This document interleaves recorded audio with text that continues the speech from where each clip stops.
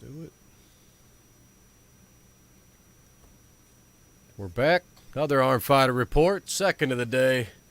It's September 21st. I got the pleasure of talking with the, number 8 ranked 190-pound right hand in America, the legend, Bob Brown. What's going on, my man? Trying to gain weight. Gain weight? See how much weight I can gain. Where you at right now? About 190, 95? I am right this second 210. 210. Still trying to Wow. gain. You're going to go into a But- cut, huh? Oh, yeah. It'll be very easy. I weigh 210, eating everything under the sun. Is that What? normal, 210? Is that a normal walk-around weight for you, or are you trying to be right now? No. I normally, my weight is so fluctuated, it's mind-boggling. I mean, I have the capacity to gain weight. Like, my metabolism is terrible. I gain weight looking at food. I could be 240 in a month. I'd look like Santa Claus, but I could do it. I could also weigh 176 in probably 2 months. You know, did we lose him? Maybe. We good? Oh, there he is. No, I'm here. Oh, there you are. And so, I don't know if you heard that. I said I can lose weight. I would say right now, 205 is probably my normal everyday walking around weight. I just have been doing a lot of eating lately. There's been a lot of parties, and I've been eating a bunch of crap that I should not be eating. And so I've gained weight. But 98 is like no problem. It's nothing. So you've been pulling for about a half a century or so, right? 40 years, maybe? About 40 years, yep. Is Yeah, this about one of the 40 years. biggest events you've been involved in?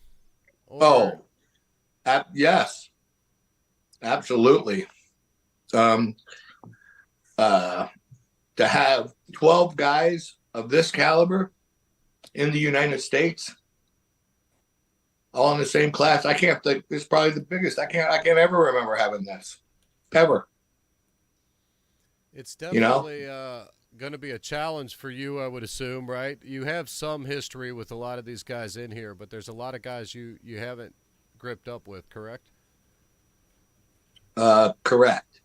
Yeah, I mean, if I want to speak honestly about my chances in this, there's 11 matches, right? 12-man round robin. Everyone's got to pull the other 11. So there's 11 rounds.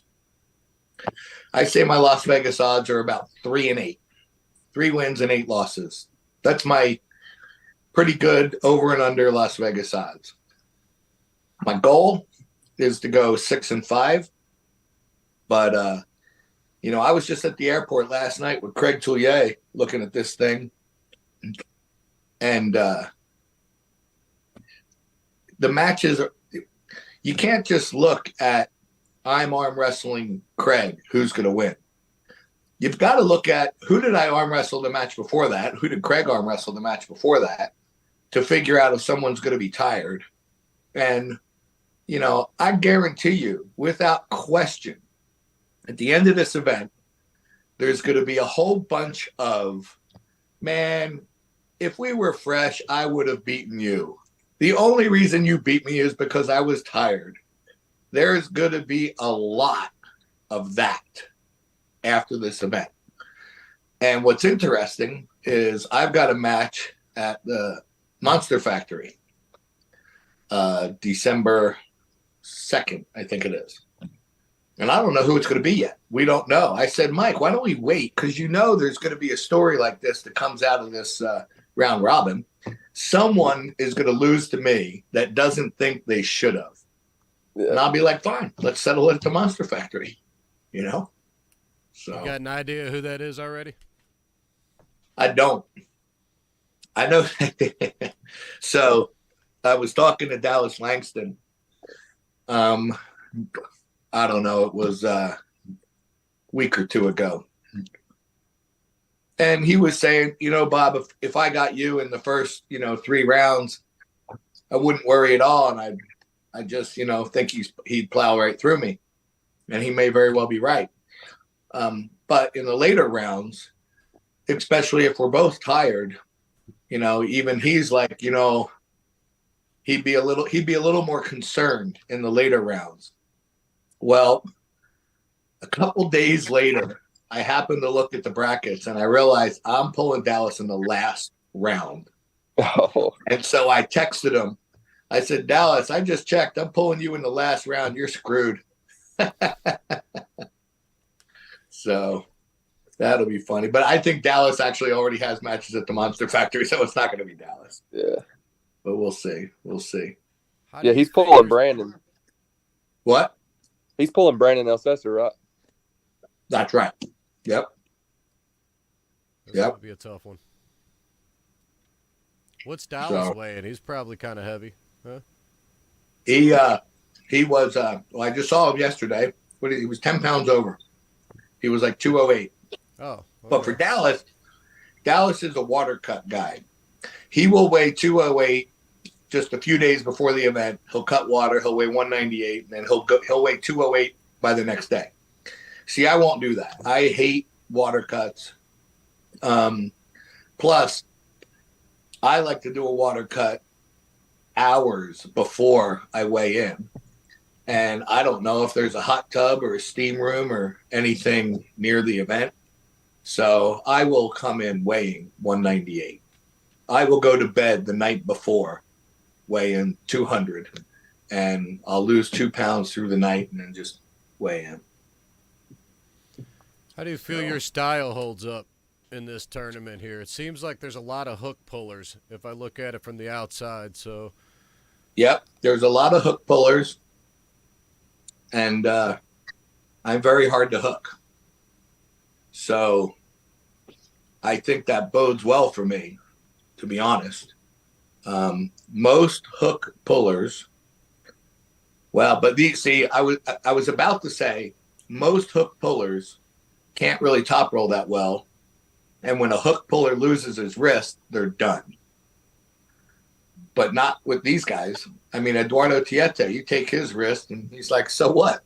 Just keeps mowing sideways, Dallas Langston, you take his wrist, who cares? He just keeps going sideways. And I think we just saw Adam Warinsky, as much as he's a hooker, he clearly has a good top roll because he just beat David Egan top rolling, Yep. Rolled him out of a hook. So this group of guys, I really think it's going to come down to your ability to recover between rounds. And I'm very good at that. I mean, I'm 8 years older than the next oldest guy. And I'll bet I recover between rounds better than most of the guys. You're also probably one of the most analytical people in the sport. So am I safe to assume that you've looked at this schedule and you're going through match by match and almost have a game plan in your head of like even down to the breaks between matches? Are you that into it? Or are you just going in? Well, here's the reality. I'm one of these evil Kings movers, especially now. Got a screwed up arm. I've kind of turned into a one-trick pony. My trick's really good, If people get me in, everyone knows it. You get me into a hook, you're going to kill me. I'm just hard to get into a hook. But with this level of guys, inevitably, some of them are probably going to get me into a hook and kill me. And others, they'll just top roll me. I mean, a lot of these guys might say, hey, you know what? I'm not even going to try to hook Bob. I'm just going to top roll him, or just come in on a press, like a Jerry Caderet flop wrist press. It's pretty hard for me to stop. So. But yes, I mean, I've analyzed all the matches. That's why I think, like I said, Las Vegas odds 3-8. My goal is 6-5. I think 6-5 is achievable. I think that's pretty accurate as well, all the way around. Do you think 6-5 is good enough to make the money?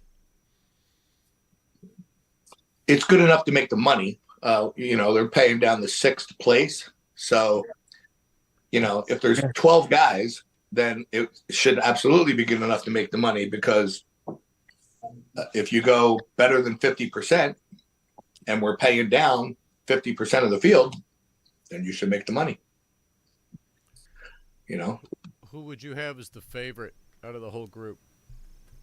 Craig Tillier. Ironically, up until last night, I had Adam Warinsky as the favorite.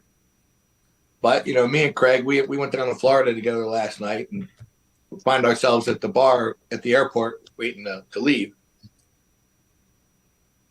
And he's like, well, why didn't you think I'm going to win? I said, I think it's going to come down to, endurance. And I just think Adam's endurance is off the charts.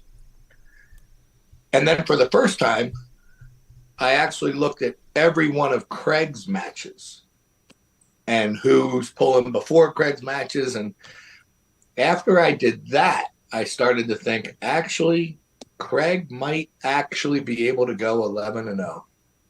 It's possible, because he's got Adam in the third round, I believe. And, I think if he gets Adam in the later rounds, I'm going to go with Adam. He's got Adam in the third round. I have a feeling. I'll say this: whoever wins that match wins the whole thing. That's my guess. That's my real guess. Whoever wins that third round match between Craig and Adam wins the whole thing. So it's one of those two. That's my guess. I could be wrong. I mean, that's got to be the favorites, odds-wise. Yeah. I mean, rank-wise, you would assume that is the favorite. Yeah. Craig looked really, really nasty in Mississippi recently. So I could definitely see that. I think the bigger thing would be the chances of Craig going 11-0 without his elbow coming off the pad. Yeah, there's no prayer of that. That's his elbow's gonna hop. Yeah. Yeah. So if those get called, does that come into where Craig could lose 3 or 4 different matches that he shouldn't have lost or possibly wouldn't have lost, but he's getting called on fouls? I don't think it's going to be 3 or 4 matches, because the first time, if Craig fouls out of a match, the first time, he'll start planting his elbow. He'll start catching people if he needs to instead of hitting, because it's only when he's hitting is when his elbow pops. He'll start catching people. But you're going to be catching all these hookers. Everybody wants to hook. So at some point, you're going to be battling out in the center. I mean, most of these guys, right? With the exception of you, Artem, and Steve Logsdon. Maybe Merlot, but I mean, basically you three, everybody's going to dive right in. They very well might. I hope they kill each other. I hope they're killing each other and they're asking for oxygen. Get me CO2. Get me oxygen. Get me oxygen. Is there any point of time during the matches that you would consider laying down one out of? Of course. Yes, 100%. Craig is the perfect Craig game plan right now. Oh yeah, Craig Tillier is a perfect example. When we looked at the matches leading up to me and Craig, the only way I got a prayer against Craig is if Craig is tired. If Craig's not only tired, but his wrist is tired. And when we look at who's going to be pulling who leading up to that match, I think I'm going to be tired and Craig won't be. And so I might just lay down to Craig so I have a little more gas for the next match. I mean, yeah, if I thought I could go 11-0, I mean, if I really thought I was like the favorite in this deal, oh no, I'd go for it. But, I've always been a realist. I've never been the guy who lies to myself. So how much does it play into the fact of all these laydowns? So if everybody has this in their, in their sleeve, and you decide, okay, I'm going to lay down to Craig here, the guy right after your match with Craig, right, is expecting you to come on, wear out Craig, and then you just lay down. Does that throw it in all the way through where you're having different laydowns, and now somebody gets an easy route through? Is that possible? Of course it's possible. Yep. I'm hoping. Would it change your outlook? Like maybe you planned on laying down, but because of the matches and coming up and who else laid down, maybe you actually want to pull them? My outlook can change at any second on any match. Absolutely. Sure. If we're talking the second I think I might maybe actually be able to beat Craig, I'm going to go for it and not care about the next match at that point. Because me personally, I'm not trying to strategize to win this thing because I just don't think that's possible for me. I'm strategizing to go 6-5. I think it's going to take at least 9-2, maybe 10-1 to win this thing at an absolute minimum. That's what it's going to take. That's what I predicted. Yeah. Yep. When we did a prediction on Corey with Corey Miller, and I think I had the winner going 10-1. Yeah, there you go. Yeah, you had like a tie, right? Yeah, so I actually had Artem and Craig tied, and they did a repull. But Right. to be honest with you, I've really changed my outlook too. Yeah. I underestimated Merlot. I think I've underestimated a lot of people. So I really don't know. I after pulled with Merlot in New Jersey when Craig pulled Svetan Gashevsky. And now I after pulled with Svetan first. And me and him had a bit of a war. But then it was like a half hour later. So I was feeling good. And I asked Jason, you want to pull? And he said, yeah. I had nothing for that guy. Now I know. Now the reality is I know. I've been in this game too long. And I know myself too well. I am a different puller in a tournament than I am at any after pull, even if I'm really trying to win in an after pull. I'm just a different animal in a tournament. I just, for whatever it is, mental or whatever. So the fact that Jason just destroyed me in New Jersey does not deflect me from thinking I can still beat him. Right. It doesn't, but he's the real deal. How do you like the round robin structure compared to a tournament and compared to a super match format? Oh, I love the round robin format. Whether a 12-man round robin is better than an 8-man or a 20-man, I don't know. I'd have to give that some more thought. But I just love having all these guys in the same class, same day, same bracket. And yeah, the reality is the best guy's probably going to win. But it is, there's going to be a bunch of, I would not have lost if I wasn't tired matches. There's going to be a bunch of them. And I think that's cool. I think that's exciting. Definitely more exciting than just a one-on-one match. I agree. So, and more exciting than a tournament, I think. I got to be honest, I'm a little worried about these laydowns. Right? I want to see these matches. If it gets into where I'm ready to look at this match and like, oh yes, we're finally going to get to see it, and they all turn into laydowns. Oh man, I'm gonna be. Well, I don't think you're gonna see too many turn into laydowns. To be honest with you, I mean, I don't, because I think these guys are all close enough that most of the time, both guys will be equally tired going into their match from the last match. And even though I'm going to go into a match and be like, oh man, I'm dead. I don't know if I can pull this off. Maybe I should lay down. Then I got to realize, oh no, that guy is also equally as dead. So we might as well just go for it. Yeah. You know? And I think that will be more the outcome. I honestly don't think you're going to see too many laydowns. That's kind of my thought process on what you were saying about, you know, not saying it's an excuse, but when people are saying, well, I was tired. Well, heck, after 10 rounds, everybody's tired, you know? Right. Like, so, Yeah.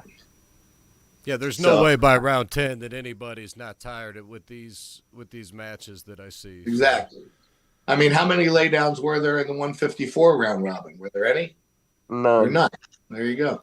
Yeah, that's why I was just curious of the strategy of it, because I could see where it could be possible to be beneficial, right? But I could see where it backfire too. So, of course.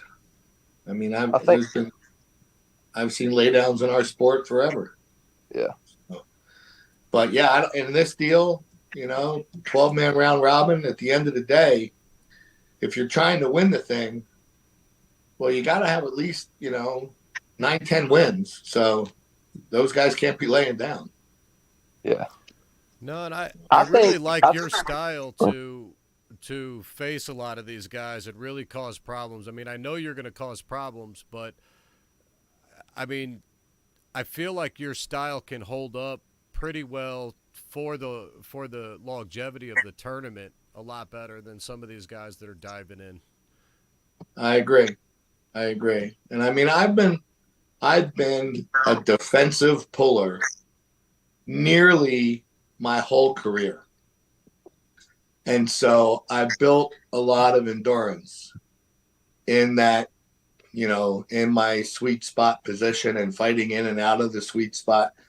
I definitely have some good endurance, and I do think that'll be beneficial to me. And I think I'll win some matches in the last half of the rounds that maybe even I don't think I should have won, but I think I'm gonna because people are tired.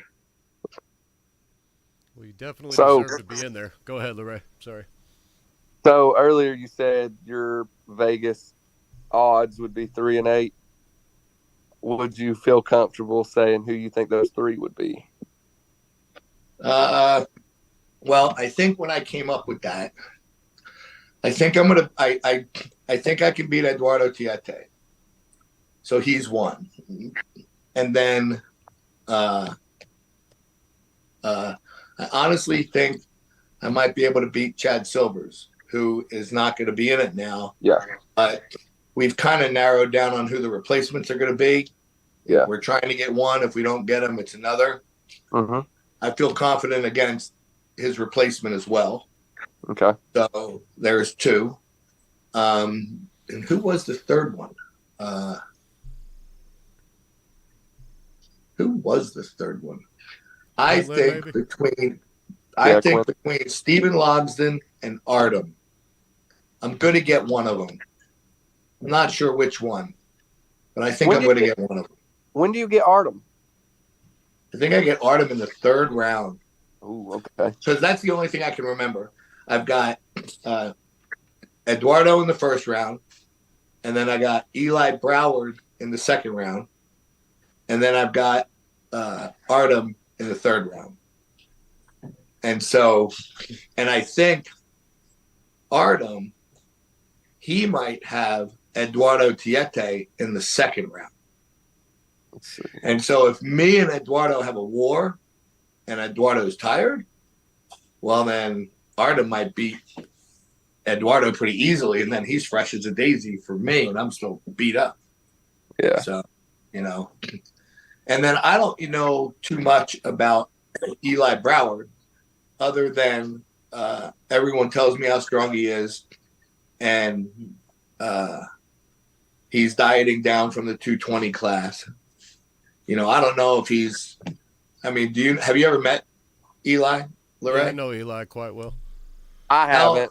Is he a tall guy? Is he, big, Not so tall. much. I would say he's probably in the 5'10" range, something like that. So like my height. Okay. Yeah.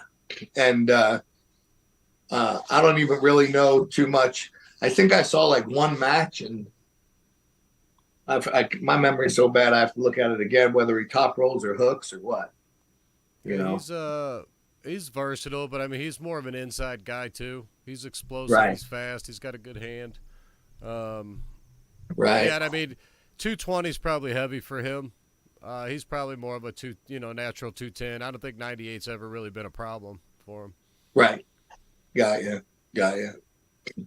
So yeah, I mean, depending on how it goes with Eduardo, I mean, maybe I'm just kidding myself. Maybe Eduardo is going to smash me, you know. But Eduardo's got, while he's crazy strong, he's got a shorter arm and a smaller hand.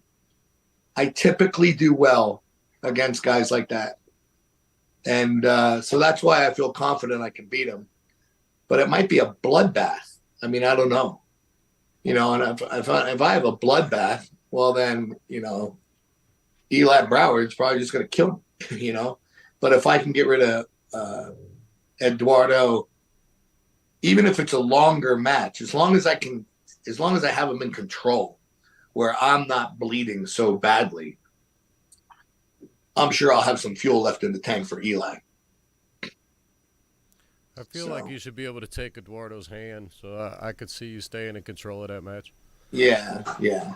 So now what's interesting, and I don't know whether LeRae's going to do anything or what, you know, because on average, right, if there's 11 matches, I'm sorry, 6 matches each round, you arm wrestle, and then you get a 5-match rest, and then you arm wrestle again.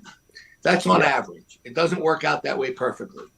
Right. Now, for example, I've got Eduardo Tiete last in the first round, and then I've got Eli first in the second round.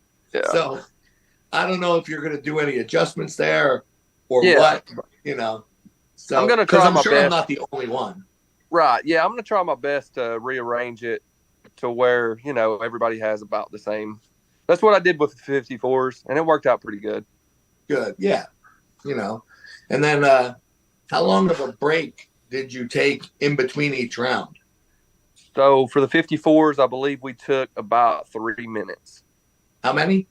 About 3 minutes. 3 minutes. Okay. Yeah. Yeah. Fair enough. And it went by quicker than you think, you know, like. Yeah. Well, and that's the key, you know.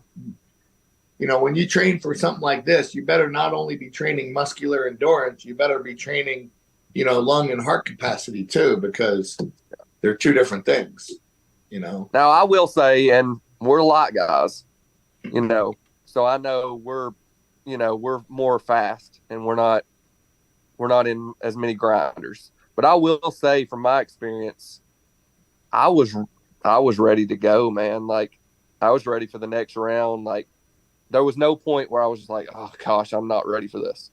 Now I know that'll change in the 98s, I'm sure. Yeah. But yeah, that was my experience. You're kind of invested into every match, right? So every match that comes up, you have an actual interest in watching it because you're probably going to face them, or at least one of them coming up, unless you've already matched against them. So Right. Yep. So awesome. The 54 one one came down to, I think, round 10. It was a 3-way tie until round 10, and everybody was just, wow. right. Yeah, I have a hard time anybody's coming out of this thing with one loss, like you guys are saying. That's not how it was working out for me. Yeah, and it could be. I mean, you know, even Craig. You know, if his wrist gets tired, man, he'll be in a tough day. But I've trained with Craig. I know how he trains. I don't know if his wrist is going to get tired. Yeah. I think his biggest problem is going to be keeping his elbow on the pad. He looked super strong, super explosive in Mississippi. Yeah. You know, he might not need the endurance as good as he looked down there. So Exactly. You're exactly right. In And my I think head, I get him in like round 7. yeah. In my head, I see what Bill's saying. It would be hard for me to see somebody with only one loss.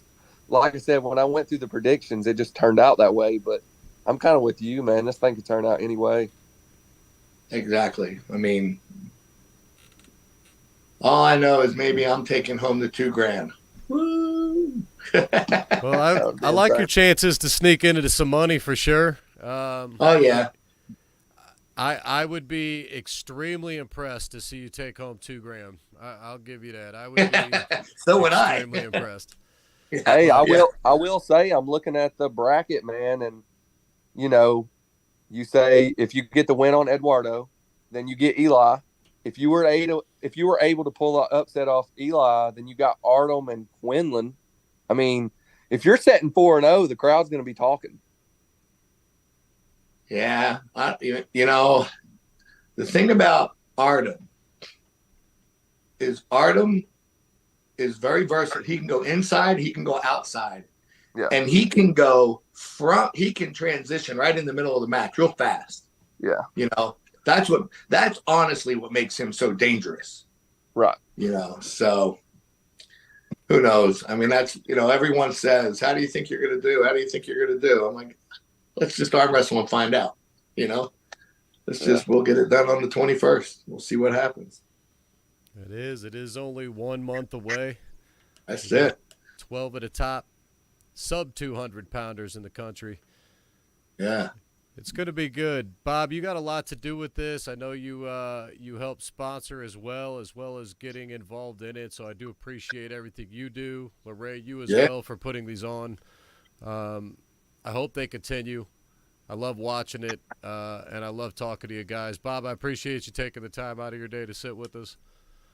All right, buddy. It's actually time for me to go to practice right now. So, Well, Heck yeah, train man. up, train safe, and Yep. then good luck next month. all right. Thank you. We'll talk to you guys later. See ya.